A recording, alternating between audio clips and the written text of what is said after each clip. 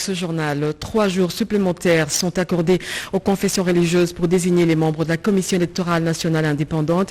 Les hommes de Dieu sont appelés à trouver un consensus autour de cette désignation. Et puis, les attentes de la jeunesse doivent être prises en compte dans l'exercice du budget 2022. Un plaidoyer du ministre de la Jeunesse qui a rencontré le président du Sénat, Modeste Bahati. Mesdames, Messieurs, bonsoir et bienvenue aux 19h. C'est une bonne nouvelle pour la République démocratique du Congo. Félix Tshisekedi vient d'être élu vice-président de la SADC. À ce titre, le président de la République va présider cette institution en 2022 et au mois d'août de la même année, la RDC va abriter les travaux du 42e sommet de la SADC. Sachez aussi que le sommet de Lilongwe au Malawi s'est clôturé ce mercredi. Giscard Koussema et David Makanzo qui se trouvent sur place. Suivez. Au terme de 2 jours de travaux du 48e sommet, les chefs d'État et de gouvernement de la SADC ont pris un certain nombre de décisions. En ce qui concerne particulièrement la République démocratique du Congo, le sommet a élu le président Félix-Antoine Tshisekedi Tshilombo au poste de vice-président de la SADC, ce qui le prédestine à prendre la présidence de l'institution en 2022. Aussi, les 16 dirigeants de l'Afrique australe ont confié à la République démocratique du Congo l'organisation du 42e sommet en août 2022, sommet au cours duquel le chef de l'État, Félix-Antoine Tshisekedi Tshilombo, succédera au président du Malawi, Lazare Chakwera. Après l'Union africaine, la République démocratique du Congo sera encore une fois honorée de voir son président diriger en même temps la CEAC et la SADC en 2022. C'est une victoire diplomatique non moins importante pour le pays, se félicite le patron de sa diplomatie. Je crois que l'acquis le plus important pour nous, c'est le fait que notre pays, et à travers la haute personnalité du chef de l'État, le président Félix-Antoine Tshisekedi Tshilombo, nous avons acquis la vice-présidence de la SADC jusqu'au mois d'août de l'année prochaine, mois qui va consacrer, si vous voulez, le fait que le président va devenir le président de la SADC.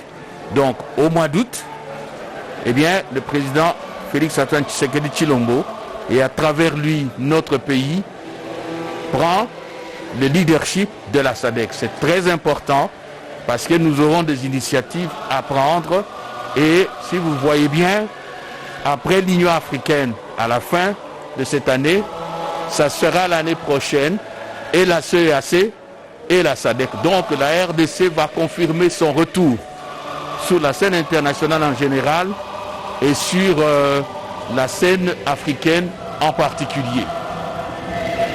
Un deuxième acquis, c'est que nous venons de signer le protocole sur l'industrie et le protocole sur le commerce.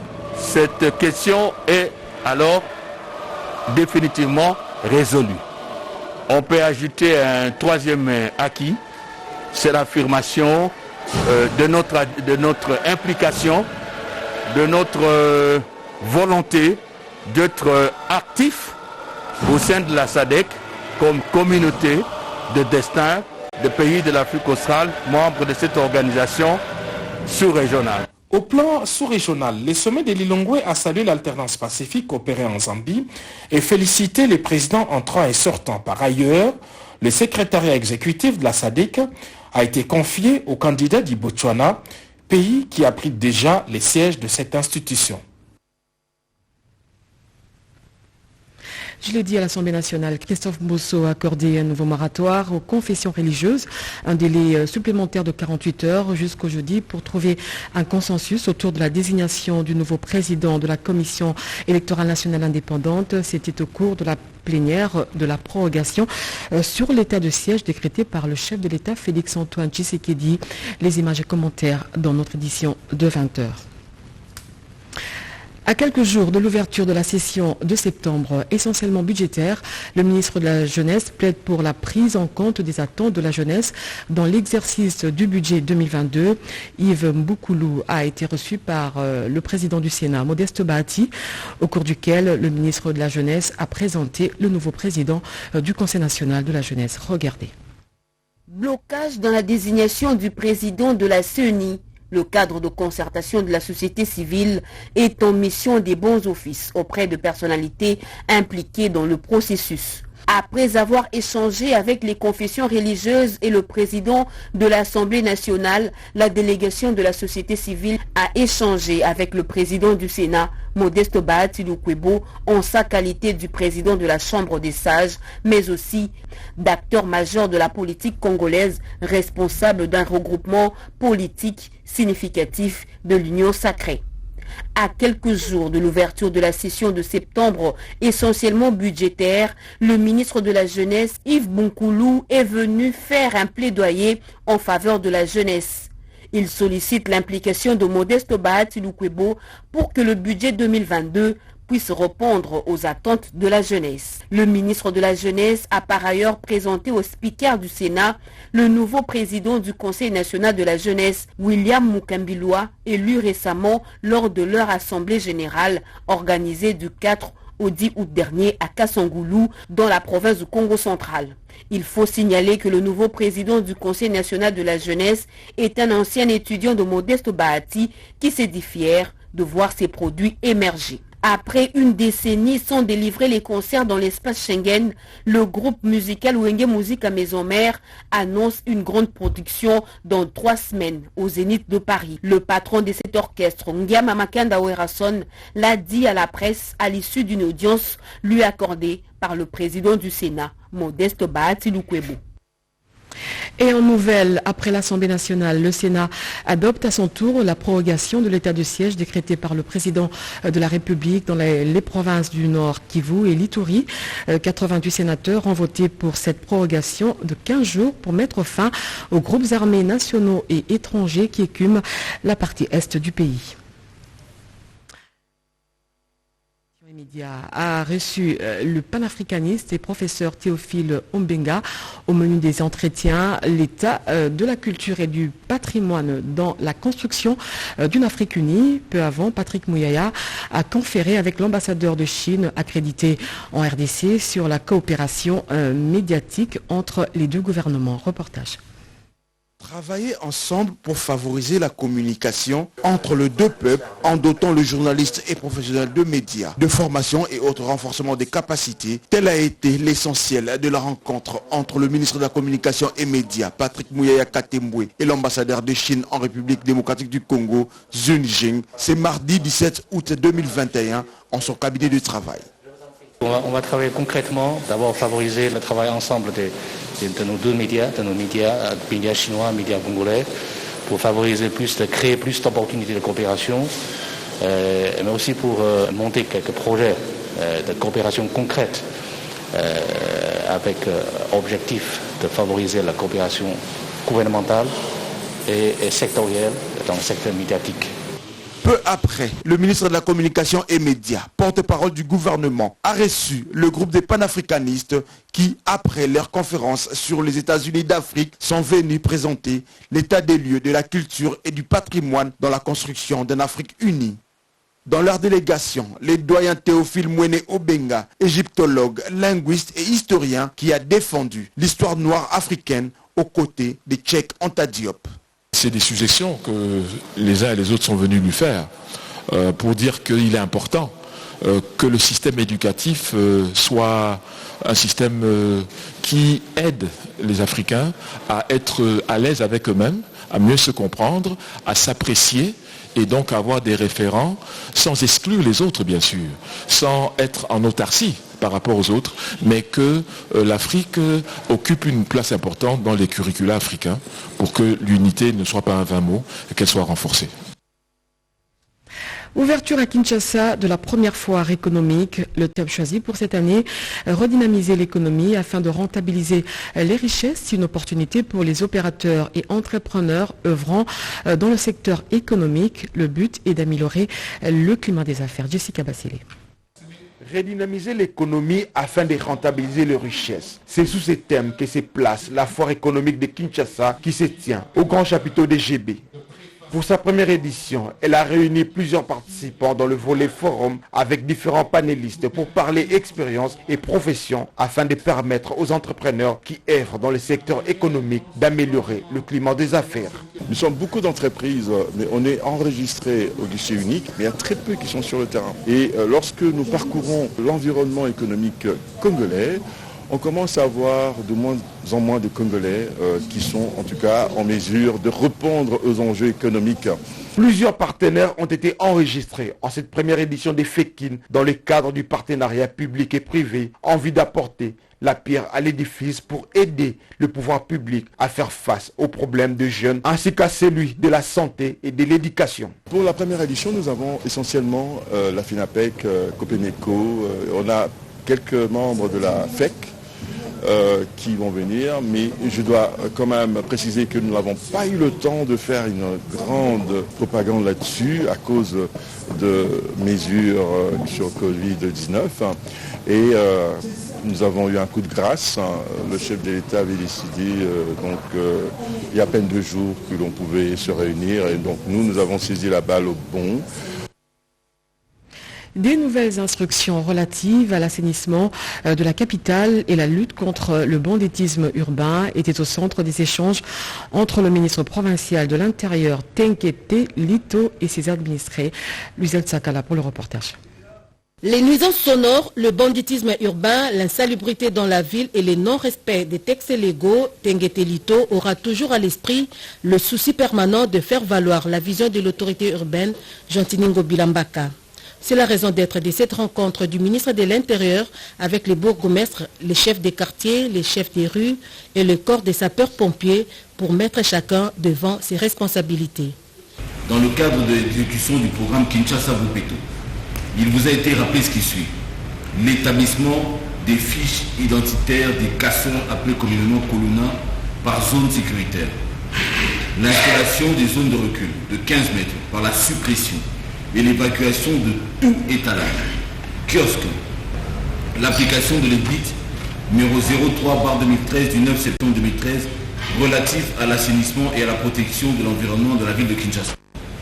Séance tenante, le patron de l'Intérieur a, au nom du gouverneur de la ville, remis des Motorola déjà branchés sur les réseaux de la police aux bourgmestres pour mieux garantir les interventions d'urgence dans leurs juridictions respectives. Récemment investis des prérogatives d'officiers de police judiciaire à compétence générale, les bourgmestres doivent assurer pleinement leurs responsabilités, entre autres dans la recherche des infractions.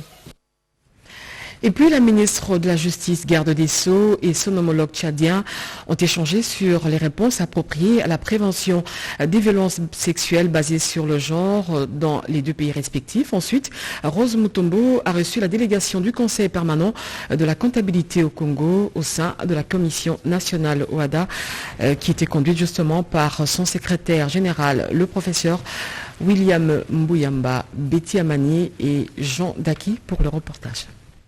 Partage d'expériences entre la République démocratique du Congo et le Tchad sur la question de violences sexuelles et basée sur le genre. La question était au centre des entretiens entre la ministre d'État, ministre de la Justice et garde des Sceaux, Rose Mutombo Kiese, et la ministre tchadienne en charge de la femme, famille et protection de l'enfance, Amina Priscille Longo. Ces partages visaient à dégager des réponses adaptées à la prévention contre ces fléaux de violences sexuelles et basées sur le genre. Aujourd'hui, le ministère en charge du genre est chargé de répondre à la politique du gouvernement en ce qui concerne la protection des femmes. Et dans cette perspective, nous sommes toujours à la recherche des solutions adéquates pour nous permettre vraiment de protéger les femmes, mais aussi de préserver leurs acquis. Et nous avons partagé beaucoup d'expériences qui nous permettront de prendre des dispositions et de les répliquer au Tchad afin que la prise en charge soit donc holistique. La situation politique poste le maréchal Idriss Déby au Tchad après l'assassinat meurtrier était aussi abordée par les 2 ministres. La représentation du Conseil permanent de la comptabilité au Congo au sein de la Commission nationale OADA, conduite par son secrétaire général, a exprimé à la ministre d'État sa disponibilité à soutenir les actions du ministère de la Justice dans la formation des experts dans l'audit interne et la comptabilité. Rose Mutombo Kiese et ses hôtes ont aussi parlé de la question de la transparence sous l'exhaustivité des recettes réalisées au ministère de la Justice. La toile s'était enflammée depuis quelques jours, annonçant la grève des cadres et agents de la Commission nationale de prévention routière, une rumeur directement démentie par le personnel du CNPR. Suivez. Il n'y a aucune situation morose à la CNPR, contrairement au message du groupe d'aventuriers des pères qui ont atteint l'âge de retraite et qui veulent à tout prix barricader la route au rajeunissement du personnel de la CNPR.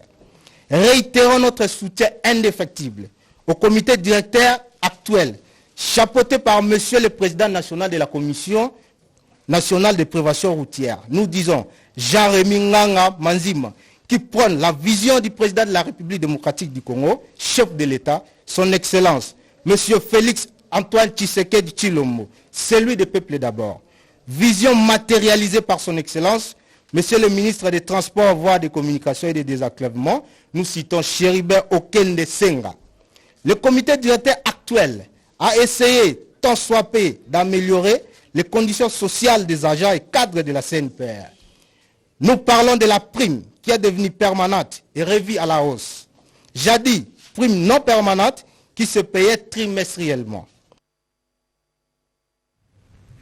Et puis l'Université panafricaine de gouvernance et innovation, en partenariat avec l'Observatoire de gouvernance, ont organisé une journée scientifique sur les enjeux des états généraux de l'enseignement supérieur en République démocratique du Congo, annoncée pour le mois prochain. Serge Mata. Dans le souci de respecter les obligations du chef de l'État congolais Félix Antoine Tshisekedi Tshilombo et les instructions du ministre national de l'enseignement supérieur et universitaire, l'Institut supérieur d'études sociales de Kananga a organisé une journée scientifique couplée au 10e anniversaire de l'existence de l'ISES Kananga. Dans son allocution, le directeur général M. Martin Bakole Mwanza a donné des grandes lignes et le sens. Plus de 800 diplômes homologués en périmètre. Pour ne parler que de cela, je crois que c'est éloquent. C'est éloquent et le nombre d'étudiants accroît au jour le jour, d'année en année. Les parents nous font confiance et la qualité de l'enseignement en dépend et suit ce cours normal. Signalons que 3 exposés ont été au rendez-vous. Ce qu'il faut retenir de notre exposé, c'est que d'abord les titres. Le titre de notre sous-thème que l'organisation nous a confié, c'est la recherche scientifique à la bibliothèque de l'ISES Kananga. Et là, nous avons d'abord montré que les pays qui sont plus actuellement avancés sont ceux-là qui ont accordé beaucoup plus d'importance à la recherche scientifique. De Kamaï Athénée qui a servi de cadre à cette grande activité. L'Université libre des pays des Grands Lacs et de la RDC et l'Université des Champs du Cameroun s'unissent pour le meilleur et pour le pire. Ce partenariat scientifique a été scellé par une séance académique organisée dans la ville de Goma pour soutenir le master et le DA dans cet alma mater. C'est un reportage de la RTNC Goma. Mardi 17 août à Goma du partenariat entre l'Université libre des pays des Grands Lacs ULPGL Goma de la République démocratique du Congo et l'Université du Chang de la République du Cameroun portant sur l'organisation des études de master et doctorat à l'ULPGL Goma. Pour les recteurs de l'ULPGL Goma, cette coopération est un soulagement pour son institution car la République démocratique du Congo à travers le ministère de l'enseignement supérieur et universitaire est en train de restructurer son école doctorale. Nous pensons qu'avec ce géant qui est l'université de Chang, rapproché à l'université congolaise, nous allons essayer de voir comment promouvoir, y compris la culture. Pour sa part, le professeur Jean Ndioya, vice-recteur en charge des enseignements, de la professionnalisation et du développement de la technologie d'information et communication à l'université de Chang, rassure que l'institution s'engage spécifiquement d'inscrire au programme de master et du doctorat les étudiants pour lesquelles l'ULPGL a retenu les dossiers. Le partenariat suppose une logique de collaboration entre les deux institutions. Elle ne suppose pas évidemment elle ne renvoie pas à une ratification de la subordination de cette université à l'université de Tchang, puisque tout a été négocié en toute autonomie et signé. Signalant que 3 facultés, à savoir le droit, l'économie et la santé, débutent les cours dès ce 18 août 2021 et les autres facultés suivant les programmes l'année prochaine, a précisé le recteur de l'ULPGL Goma, le professeur Wasso Misona. Les principales avenues de la commune de Fungourmé dans la province du Lualaba vont bientôt être asphaltées. Le ministre provincial des infrastructures, Paulin Kalaou, a donné le coup d'envoi des travaux au nom du gouverneur intérimaire de la province, Fifi Masuka. Ce projet de 7 km de voirie sera construit sous initiative du bourgmestre de la commune de Fungourmé grâce à la redevance minière. Regardez. Au nom du gouverneur intérimaire du Lualaba, Fifi Masuka Saini, le ministre provincial des infrastructures, Paulin Kalaou, a donné le coup d'envoi des travaux d'asphaltage des avenues de la commune minière de Fungourmé. 7 kilomètres sont concernés par cette action de modernisation réalisée grâce au fonds généré par la redevance minière. L'initiateur des travaux et bourgmestre de Fungourmé, Christian Mukunto, a déclaré que les 10 travaux sont à placer dans le cadre du renforcement et des modernisations des infrastructures routières. Les avenues Kimbangu, Derail, Meleki, Orthodoxe, des cimetières et Christian Mukunto vont bientôt revêtir d'une nouvelle robe. Avec à ses côtés, la commissaire générale en charge de l'entrepreneuriat de jeunes et émergence de la classe moyenne, Lydia Kapapa, le patron des infrastructures au Lualaba, Paulin Kalaou, a salué cette action qui aligne Fungourmé dans la vision du chef de l'État, Félix Antoine Tshisekedi Tshilombo. Il y a de quoi nous réjouir en tant que gouvernement et féliciter l'autorité communale qui a compris la vision du gouvernement provincial qui s'inscrit justement dans la vision du chef de l'État qui veut que nous puissions transformer notre commune. Lancés ces jours, les travaux d'asphaltage de la voirie de Fungourmé vont durer 6 mois. Dans la province du Sankuru, l'association des Akuchu Anamongo a un nouveau comité des sages. L'installation officielle de ses membres a eu lieu il y a quelques jours en présence des notables de la province du Sankuru. Lambert Mendo Omalanga était présent. Cédric Kenina. Un cadre culturel, un cercle de développement, l'association Akuchu Anamongo prend une autre dimension. Elle a procédé à l'installation de son comité des sages et celui du réseau des femmes Anamongo. Une cérémonie qui s'est déroulée en présence de plusieurs hôtes des marques, élus du peuple, sénateurs, conseillers spéciaux du chef de l'État, les maires de Lumumba-Ville et autres. Fini le Kotolonota, le nouveau président a revêtu les attributs du pouvoir devant l'assistance. Parmi les notables qui se sont succédés figure Lambert Mendo Malanga qui prêche l'unité et le développement du Sankuru. Le premier des élus du Sankuru, l'immortel Patrice Emery Lumumba, a été à la base de la création de cette association en son temps. Je pense qu'il avait compris une vérité première, une vérité qui voudrait que les racines sont importantes. Dans notre langue, on était là, on nous dit les Akuchu Anamongo, au-delà de la promotion de l'identité culturelle, se lancent dans les initiatives de développement.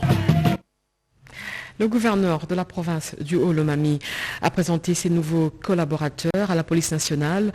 Ces derniers se disent prêts à travailler pour l'intérêt du peuple du Haut-Lomami. Suivez.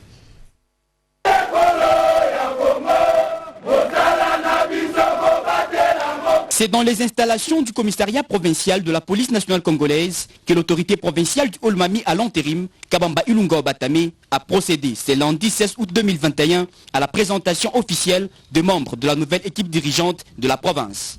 13 membres au total font partie du gouvernement qui est dans l'obligation de travailler en franche collaboration avec la police, servant tous sur le drapeau, a dit le gouverneur dans ce propos. C'est la police qui est le fer de lance de la protection et de soutien des institutions de l'État. nous avons les différents ministères, que ce soit au niveau national ou au niveau provincial. Ces différents ministères sont animés par des ministres qui sont nommés par le gouverneur de province. Et pour que ces ministres puissent travailler, ils ont besoin de l'appui de la police. Profitant de la parade spéciale, le commissaire provincial François Inox remercie le gouverneur pour l'intérêt et l'initiative de présenter son équipe à qui il rassure une sécurité et un accompagnement radieux. Par la même occasion, il a remercié le gouverneur pour la mise en marche de véhicules qui posaient problème, qui ont reçu fonds de Ouabatame de sa prise de pouvoir pour réparation.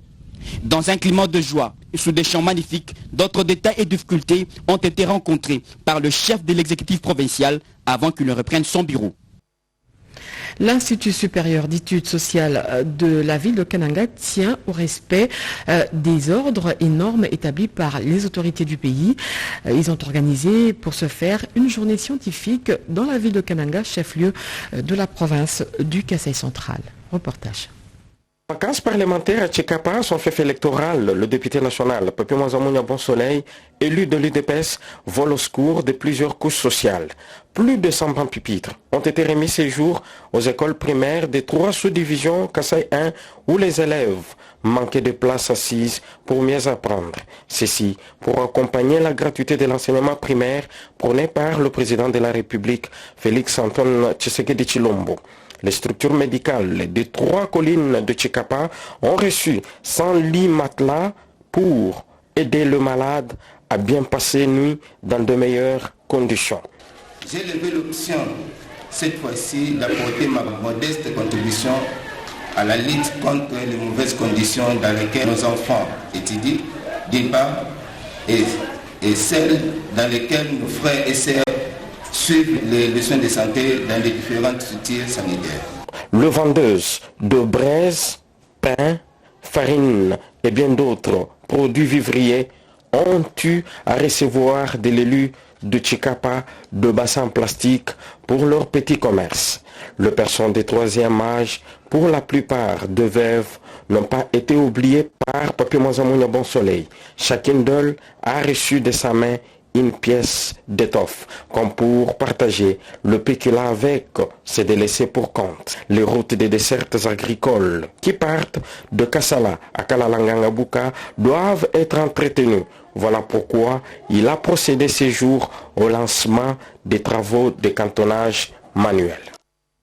Vous avez compris que je suis vite allé en besogne. Il s'agissait plutôt de la remise des bons par le député national Papi Mwanza. Un important lot de cigarettes de contrebande a été saisi par la police nationale congolaise de la province de la Tchopo. Le gouverneur de province met en garde tous ceux qui ne vont pas respecter les prescrits de la loi. Suivez. Il s'agit d'un lot important de 520 cartons de cigarettes de marque Chele et sablé classique fabriqué au Zimbabwe d'après les écrits de paquet qui est saisi par l'Agence nationale de renseignement, direction provinciale de la Tchopo. Outre les cartons utilisés comme emballage sans aucune identification sur le contenu, toutes ces cigarettes ont comme date de péremption mars 2020. D'après notre source, ces cigarettes proviennent de la République de Zimbabwe à Kinshasa via Lubumbashi par avion et Kinshasa pour Kisangani ont pris le fleuve Congo. Grâce à la vigilance renforcée de l'Agence nationale de renseignement, direction provinciale de la Tchopo, tous ces produits impropres à la consommation ont été interceptés et saisis par le service. En attendant l'incinération, ces produits sont mis à la disposition de la DGDA et de l'OCC pour les enquêtes. Notons que cette énième action de l'ANER Tchopo intervient quelques jours seulement après la saisie d'un lot important de faux sacs de ciment gris fabriqués en base de calcaire. Les 25 ans d'existence de la paroisse Saint-Ignace et la chorale Magnificat avec la musique gréco-latine ont été fêtés avec faste le 15 août dernier, une manière pour les organisateurs d'exprimer les vertus de cette musique à l'occasion de l'Assomption de la Vierge Marie. Rodé Panda. La chorale Magnificat de la paroisse Saint-Ignace de la Cité Verte dans la commune de Selembaoum était à l'honneur ce dimanche 15 août 2021. Une messe d'action de grâce a été célébrée pour les 25 ans d'existence de cette chorale gréco-latine française. C'est donc le jubilé d'argent qui coïncide avec l'Assomption de Marie. Le célébrant du jour, le père Jean-Baptiste Makilandi, a appelé les membres de la chorale Magnificat à toujours répandre les vertus d'Assomption de la Vierge Marie. Selon le président de la chorale Magnificat, Nicolas Nkan Bission, la particularité de la musique gréco-latine française se trouve dans la maîtrise parfaite des notes. Quand vous priez, vous chantez en latin, il y a une certaine concentration. Chaque fois, quand nous entonnons, avant d'entonner un chant ou de chanter un chant latin, nous prenons soin de le traduire pour que l'Assemblée puisse bien comprendre le contenu. Donc, point n'est besoin de croire que le latin c'est une langue morte et que nous étions en train de passer le temps. Non. Nous faisons beaucoup d'efforts pour que la population comprenne. Mais la spécialité, c'est que quand vous chantez un chant latin, vous devez connaître les notes. Il faut maîtriser les notes. Et c'est ça même la beauté des chants latins. Cette célébration d'anniversaire de 25 ans d'existence de la chorale Magnificat a été sanctionnée par un concert.